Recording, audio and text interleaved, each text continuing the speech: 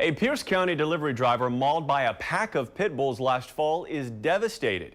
Kevin Backlund wants the owners of those 4 dogs held accountable, but charges won't be filed.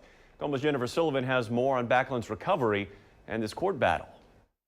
Kevin Backlund is lucky to be alive. The fight was on, and it wasn't just the fight, it was the fight of my life. The UPS driver was attacked by 4 snarling and snapping pit bulls last September. He remains off work. Backlund has tried to remain positive, but his lawyer says he was too upset to talk today. He's angry that Pierce County prosecutors are declining to file charges. He wants to see these owners held responsible. He thinks it was easily preventable, that they knew that these dogs were trained to attack people. The Pierce County Prosecutor's Office said to file charges, they needed to prove the owners knew the dogs were dangerous.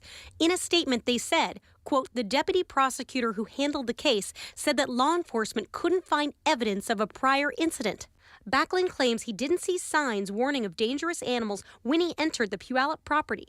Once inside the gate, he kicked, punched, and scrambled to higher ground. There was no retreat. It was ongoing, and they all, in the attack, it wasn't 1, then 2, then 3. It was all 4 at once. Though severely bleeding and weary, Backlund managed to dial 911.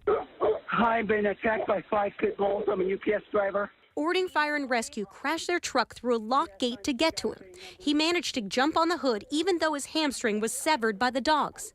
Now, 6 months later, Backlund's lawyer says his client spends his days in counseling and doctor's appointments. He's still struggling emotionally. He still has, from time to time, flashbacks, nightmares.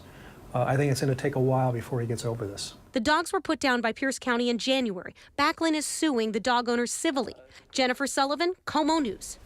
And Backlund's civil case is slated to be tried in Pierce County come next year.